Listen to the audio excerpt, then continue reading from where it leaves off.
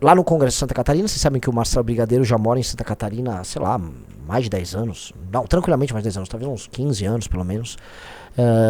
E ele ajudou a estruturar à época o PSL lá, depois, né, assim como todos nós, ele brigou, rompeu vínculos com a direita mainstream brasileira e construiu um caminho muito legal. E lá no Congresso de Santa Catarina, ele foi alvo de um desafio, né? O público virou, e aí, Brigadeiro, não vai sair candidato, não, a governo? E a galera pressionou ele e falou, olha, não gostaria, eu acho que vocês vão se queimar me tendo por perto, tá? Eu falei, olha, eu sou do grupo político do Arthur Moledo Duval, eu também falo minhas atrocidades aqui e ali. Ele falou, olha, se não for problema, adoraria contribuir, né? No que eu respondi, então, se você estiver a fim de fazer uma construção, podemos começar a trabalhar. Brigadeiro, ele parece para muitas pessoas um troll no sentido de fazer piadas e tirar dele mesmo, se coloca assim, mas é um empresário de sucesso, é um esportista de sucesso e é um homem público, um homem presente no debate público, uma das posturas mais bacanas que tem. Definitivamente, assim, é um cara que tá na mesma trincheira que a nossa desde 2019, Riso? 2019, final de 2019. Por aí. Então, são 6 anos pelo menos sabendo que é perder seguidores, perder posições, perder até respeitabilidade dentro da classe política por se posicionar da maneira mais correta e difícil, tá?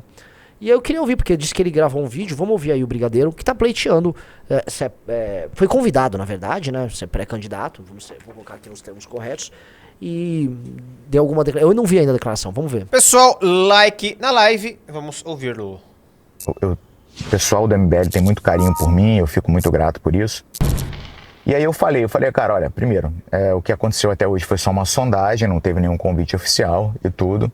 E eu já deixei claro que não é a minha intenção. Aí o Renan pegou o microfone e falou, então, eu como fundador do partido, do movimento e do partido, e presidente da Nacional, eu estou formalizando oficialmente esse convite para você aqui, pá, não sei o quê. E aí, meu irmão, aí passou um monte de coisa na minha cabeça e eu quero externar para vocês exatamente em que momento eu estou, tá? Primeiro, Brigadeiro, você tem vontade de ser político? Não, não tenho mesmo, tá?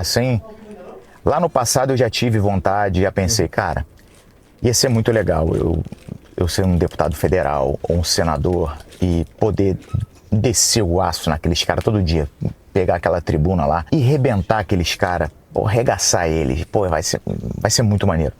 Só que sendo muito sincero pra vocês, e totalmente sincero, o ônus não valeria o bônus. O bônus pra mim seria esse. Sendo bem sincero, seria muito difícil eu fazer qualquer mudança como deputado ou senador na atual conjuntura do nosso parlamento, porque eu seria um entre muitos e a maioria lá não quer fazer porra nenhuma, a maioria lá é corrompida, e eu acho que ia me dar uma frustração muito grande eu querer fazer as coisas e não conseguir. Até porque, pelo meu perfil, eu não ia negociar. É necessário que você negocie lá. O político, ele tem que fazer política, né? Ele tem que negociar com os outros lá. Embora pareça um pleonasmo, o político tem que fazer. Não, é porque muita gente tem a visão romântica de que você chegar lá, quebrar o pau com todo mundo. Se você fizer isso, é o que eu faria. Se eu fosse lá, eu ia quebrar o pau com todo mundo. Sabe o que ia acontecer? Eu não ia aprovar nenhum projeto meu.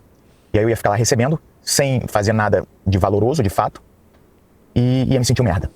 O único bônus seria poder olhar na cara daquele bando de vagabundo e falar o que eu penso direitinho na cara de cada um deles. Mas o ônus seria esse, eu me senti um imprestável, eu me senti completamente um parasita de ganhar dinheiro público sem fazer porra nenhuma. O segundo ônus, e que seria o mais importante, seria eu me distanciar da minha família, eu não ter tempo para ficar com a minha família, porque eu ia ter que ficar em Brasília. E o outro ônus seria o ônus financeiro. O que eu viesse a ganhar como deputado, como senador, como qualquer porra que fosse, partindo da premissa óbvia, eu não me corromperei jamais, que eu sempre serei um cara honesto, não farei nada ilícito, o que eu ganharia do salário desses caras é muito menos do que eu ganho hoje nas minhas atividades profissionais no meu dia a dia. Eu ganho muito mais do que um deputado, ganho muito mais do que um senador. Então, e fazendo algo que eu gosto de fazer. Então, seria muita coisa ruim para pouca coisa boa. Dizendo isso, eu tô jogando abertão com vocês aqui, tá? Meu coração tá 100% aberto e minha cabeça também, como eu acho que tem que ser, e a minha proposta aqui na internet. Então, eu não tenho vontade de ser político por essas razões aqui. Tem outro lado. Se eu me candidatasse ao governo do estado, tem alguns bônus. Primeiro bônus pra mim... Pausa, eu vou fazer uma defesa dele aqui.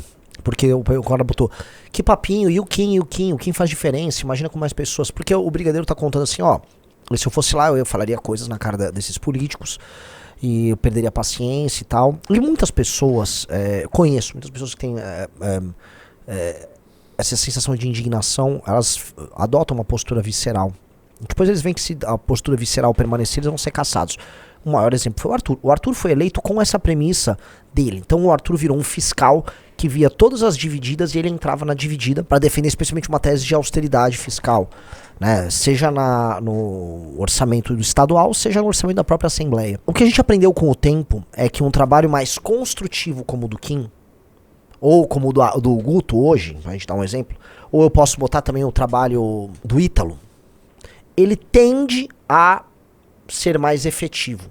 Só que são perfis muito diferentes. São perfis, se você for montar uma equipe de 15 deputados, você vai precisar ter 2 atiradores à la Arthur, você vai precisar ter pelo menos uns 6 construtores um pouquinho mais silenciosos, botar aí, e 7 mistos, como coloca o Kim. O Kim é um misto. Tá? O Beraldo, se estivesse lá, ele com certeza seria um construtor silencioso, para dar um exemplo. O Arthur seria um porradeiro. Você tem que ter um time que tem habilidades variadas pra você ter funções específicas, é um esquadrão. São entendeu? Complementares, então?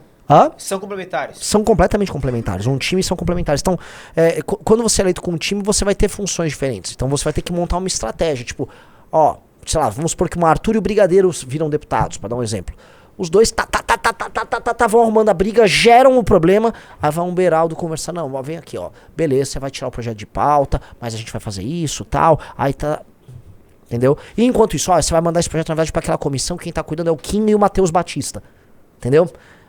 São essas construções que a gente tem que ter. E, em geral, os partidos não se veem dessa maneira.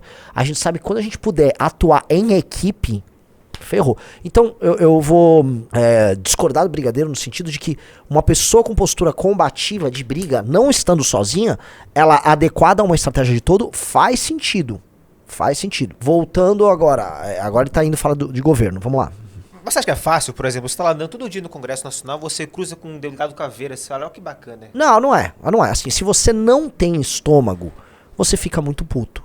Se você não tem estômago, você fica muito puto. É bem honesto. Você tem que ligar um modo sangue de barata. Um debate, falar exatamente o que eu tenho vontade de falar para aqueles que concorreriam comigo, que eu já tenho em mente quem são, ao vivo, na Globo. Ia ser um tesão fuderoso, ia ser muito gostoso mesmo. Ia ser uma das coisas, o maior tesão da minha vida. Isso seria um puta de um bônus. Segundo baita bônus, eu não seria eleito. Muito improvável, praticamente impossível eu ser eleito pro governo do estado. Por quê? Porque meu perfil, ele é combativo e ele não agrada principalmente a população mais idosa, e Santa Catarina tem muito idoso. Tem muita gente que ia olhar pra mim e falar, puta, esse cara é muito agressivo, não, ia ter meio que ojeriza. Isso seria um garantidor de que eu jamais me elegeria. E isso, na atual conjuntura, pra mim, seria sensacional. O fato de eu poder me lançar e não me eleger ia ser do caralho. Só pra eu poder falar o que eu quero falar. E o terceiro, pra não ser uma parada boba, sem motivo, eu poderia trazer atenção pra pautas muito importantes, porque eu não seria só um idiota brigando com os outros. Eu poderia trazer atenção pra pautas muito importantes, falar algumas coisas que ninguém tem coragem de falar, e ajudar a eleger parlamentares que poderiam, de repente, em um time, ou seja, eu poderia jogar o holofote sobre algumas pessoas certas que fariam um bom trabalho no parlamento, unidas com os demais que talvez sejam eleitos ano que vem. Então esses são os bônus. Ônus, novamente, eu vou ter que abrir mão durante um tempo das minhas atividades profissionais e vou deixar de ganhar muita grana. Outro ônus, vou colocar um alvo monstruoso nas minhas costas, mais uma vez, como eu fiz em 2018. Quem não conhece a história, inclusive em 2018 a gente teve uma reunião com a cúpula da PM aqui, e falou que tinha informações seguras de que estavam planejando um atentado contra a gente, a sede do partido, e disponibilizaram inclusive escolta pra gente. Eu não quis escolta, mas todos os outros integrantes da executiva estadual andaram de escolta no segundo turno. Eu fui o único que andei sem escolta. Durante um bom período eu não andava junto com a minha família andava num carro, eu andava no outro, minha família ia para um lado, eu ia para o outro, porque a política catarinense, ela tem muito bandido mesmo, bandidão, tá? Então, eu colocaria novamente, mais uma vez, um alvo enorme nas minhas costas. Outro ônus, logicamente, quem não me conhece, vocês não que estão aqui comigo direto e sabem a minha essência, mas quem não me conhece, os haters iam ter um prato cheio para falar, aí, brigadeiro aí, ó, vagabundo, ó, quer ser político, tá vendo? Falou que não queria ser político, agora tá aí, ó. Não, foi só receber um convitezinho que virou político. Aí, quer ser político, caralho, vagabundo, quer se corromper. Então, esses são os ônus. Em que posição que eu tô agora, galera? A primeira resposta que eu dei lá no Congresso do MBL, quando o Renan falou isso, eu falei, cara, minha resposta é a seguinte: eu acredito no que vocês estão fazendo, até porque pra mim é a última tentativa. Se eu me decepcionar com o MBL, fala pra vocês agora, tá? Se eu me decepcionar com o MBL, aí esquece política, na minha opinião. Aí eu parto pro individualismo extremo de ajudar somente, correr atrás somente do meu, ajudar minha família e quem eu puder em volta, mas parar de pensar em melhorar o Brasil, cara, esquece. Eu abandono essa bandeira, abandono essa briga. Então é uma última tentativa. Eu acho que o meu perfil, ele traz mais problema do que benefícios pro MBL, porque eu sou um prato cheio. Se tu entrar no meu Twitter ali, que é onde eu boto a quinta série pra fora, porra, um monte de transo muito, rebento. Tem rebento pra mulher, pra homem, pra traveco, pra porra toda. Tem eu falando que quero comer o Danilo Gentili, tem, porra, eu falando que quero comer o vinheteiro. Ele falou isso no congresso doideira. lá. Ele falou, vocês têm certeza? Ele falou assim, eu tô falando que como muito mulheres, homens, travestis, apresentadores de televisão, políticos, você tem certeza? Eu falei, até animais, né? Daí ele, falei, cara, desculpa, o único grupo com qual você seria adequado seria o nosso, né? Você tá ao lado de Arthur Duval, meu querido. Isso definitivamente não é um problema. Isso não é sequer uma falha de caráter. Não é. Isso não é um problema. O problema é ser ladrão, desonesto, traidor e burro. Ladrão, desonesto, traidor e burro. Burro ele não é. Até se faz às vezes, mas não é. Um cara com a grana que ele tem não é burro. Traidor não é. Foi homem todas as vezes. Inclusive pode pegar todos os momentos de grande dificuldade que a gente já passou. Esse cara nunca roeu a corda. Sempre foi homem. Isso pra mim, eu já te falei, né? A maior qualidade na política é lealdade. É homem. Tá? Era inteligente, já falei que é. Leal, ele não pode ser traidor. Desonesto, que é mentiroso. Não é. E ladrão ele não é. O lance é, ele quer se colocar numa posição de risco achando, vou perder a eleição. Essas são as pessoas que em geral se surpreendem e ganham as eleições, né? Que é quando o cara vai de peito aberto. O que eu falo assim, olha, o que eu gostaria de ter dele? Cara, estuda o livro amarelo, construa com o nosso time uma proposta pra Santa Catarina, construa legitimidade junto com o time e seremos um exército. E uma coisa que é bem concreta em Santa Catarina. Santa Catarina, a gente fez o congresso lá, Santa Catarina está pagando o preço do próprio sucesso. Eu andei de carro por Florianópolis, é outra cidade.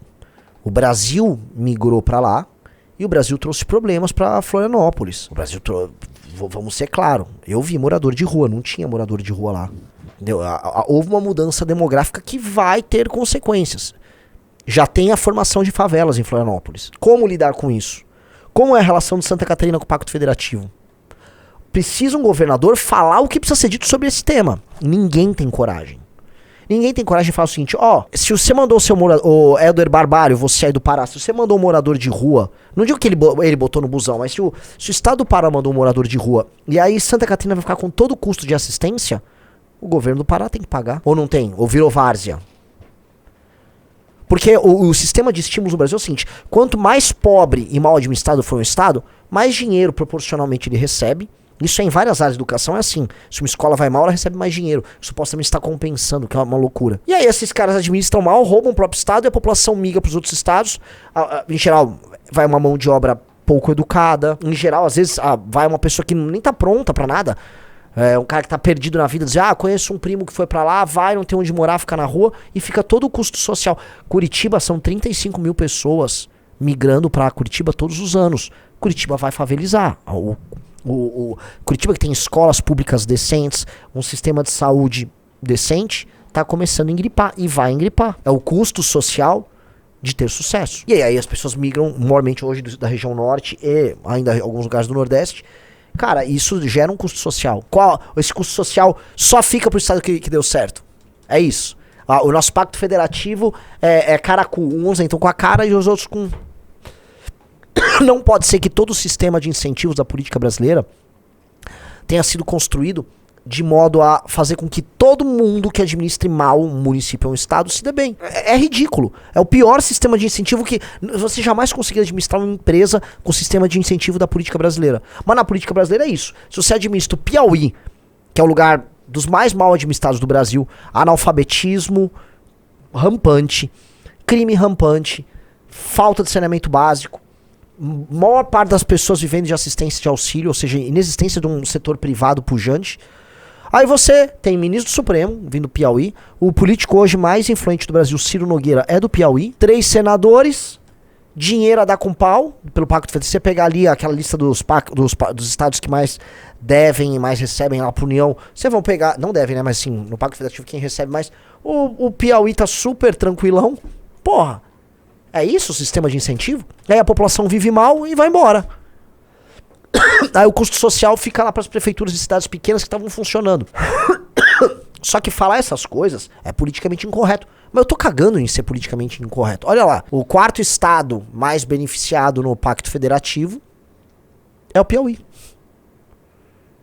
É o Piauí. Vocês acham justo? Sendo bem honesto, vocês acham justo ou não? Galera que mora aí no Piauí. E assim, eu falo isso com toda tranquilidade porque a maior parte do nosso trabalho é no Nordeste. Nós vamos crescer no Nordeste. É Nordeste. E eu já avisei. Você tem que desidratar essa elite política. Você que é nordestino, me ouça. É pra desidratar a elite. É pra tirar o dinheiro desses parasitas. A gente tem que eliminar a elite política do Nordeste e substituir ela. E desenvolver o Nordeste. E aí o Nordeste passar a receber migrante. A gente tem que fazer o Nordeste receber migrante.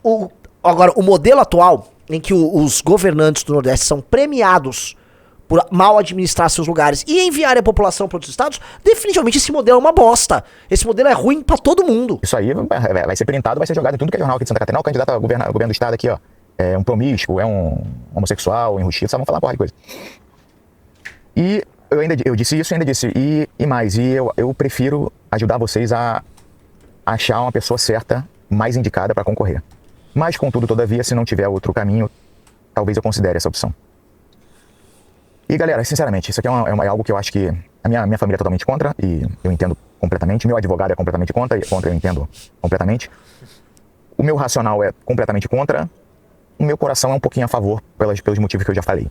De poder botar pra fora, falar algumas coisas que tem que ter muita coragem, muito culhão pra falar, colocando em risco, inclusive, a própria vida. Então, esse é o momento que eu me encontro. Eu acho que é uma decisão tem que ser amadurecida. Torço para que eles encontrem outro cara.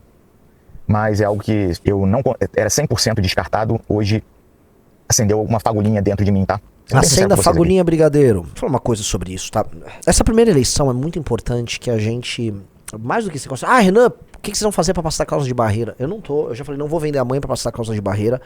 E entre entregar para o eleitor o que é a marca missão, o que é a marca de combatividade da missão, ou entregar uma coisa convencional para passar da causa de barreira, eu vou entregar a missão. Então é muito importante a gente ter candidatos a governo em todos os estados com propostas revolucionárias no trato da política nos seus estados, que deem a cara para as pessoas do que é essa missão, o que é essa onça. Então é muito importante despertar essa fagulha não só nele, mas em outras lideranças, tá? Muito importante.